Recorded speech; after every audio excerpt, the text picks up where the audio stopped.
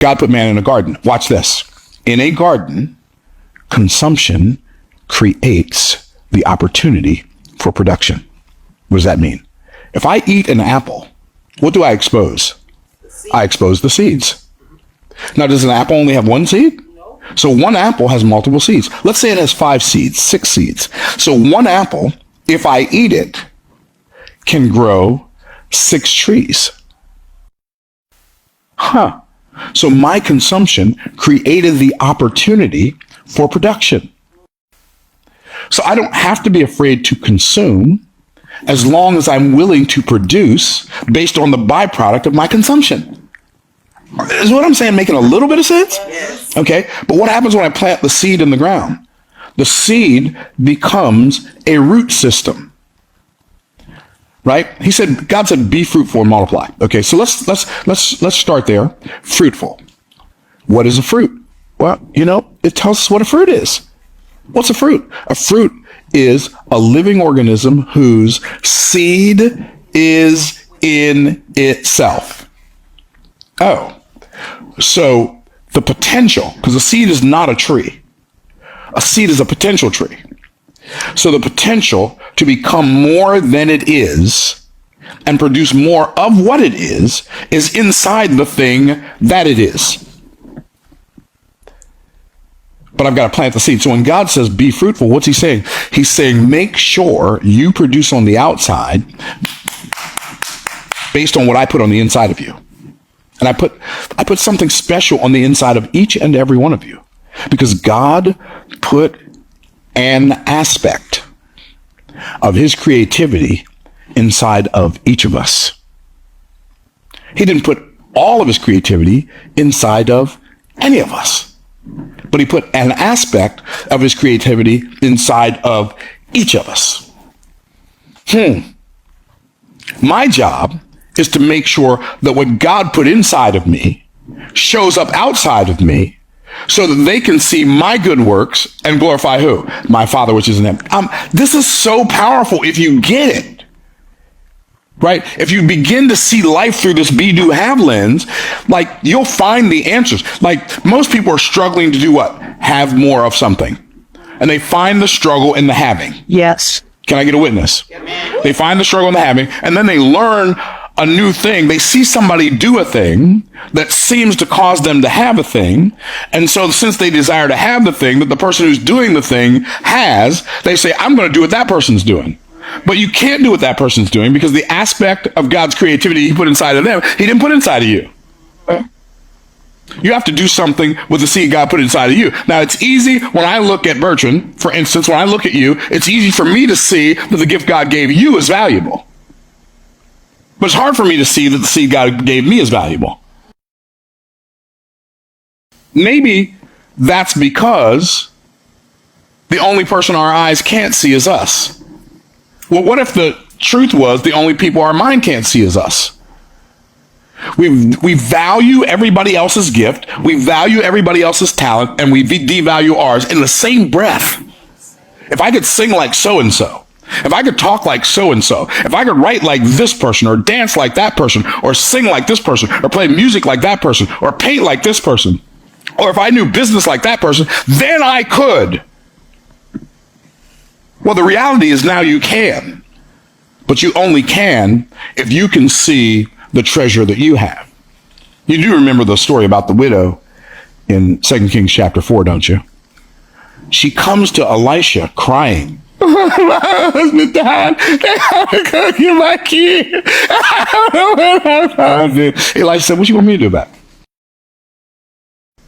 What kind of question is that for a preacher to ask? Preacher's supposed to say, oh, poor thing. He didn't say that. He said, what do you want me to do about it? He said, what shall I do for thee?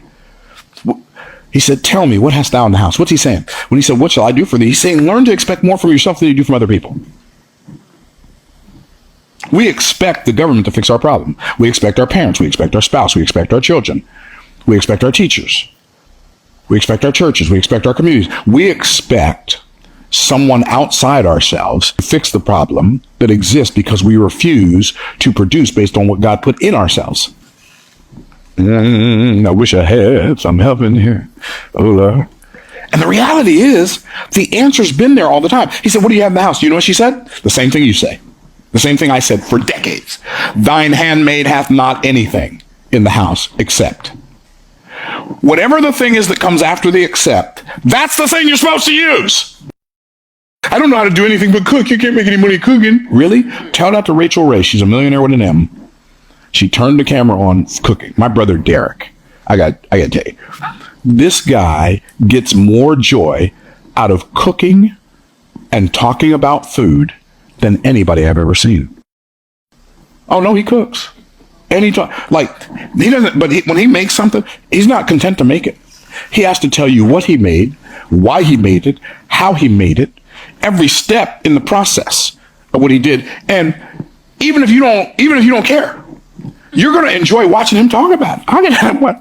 I told him, I said, bro, if you start a YouTube channel where you make food and describe the food like you do when you're talking to us, you will have millions of subscribers. Millions. Anyway,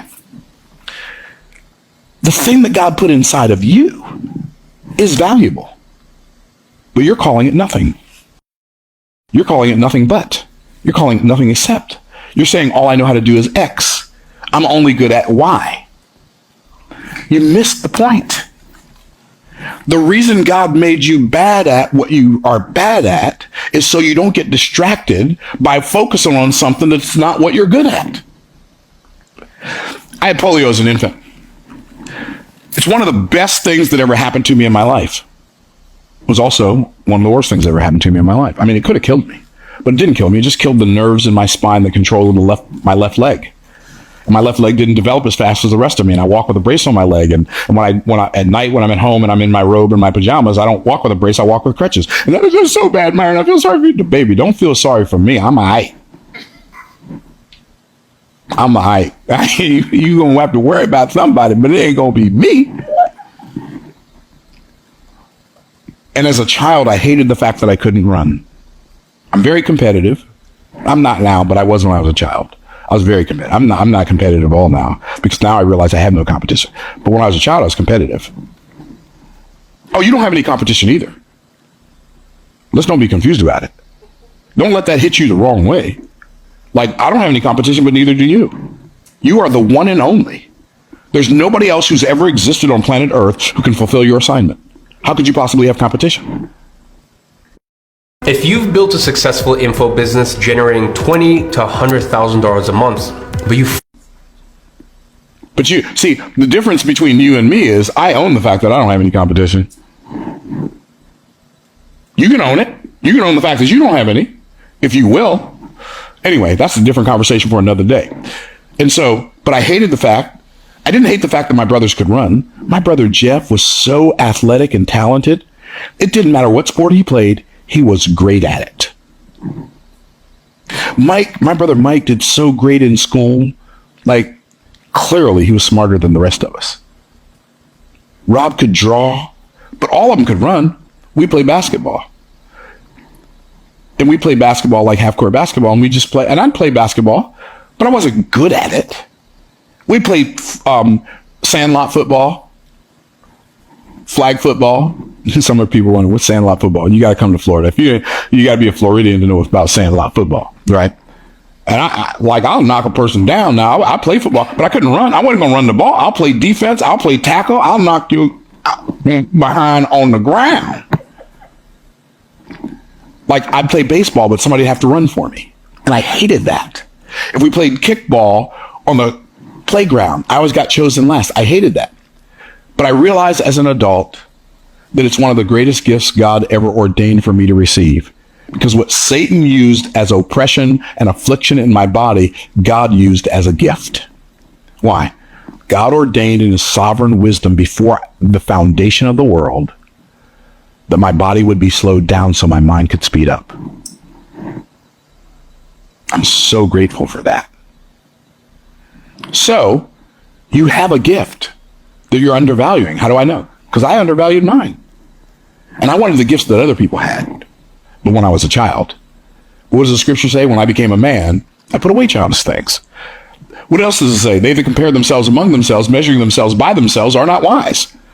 I don't have to compare myself to you. You don't have to compare yourself to me. Why? I don't have your assignment. You don't have mine. I can celebrate you. You can celebrate me. And neither one of us has to be jealous of each other. Wow, how cool is that? Myron, so-and-so's channel is bigger than yours. I know, they've been doing it longer.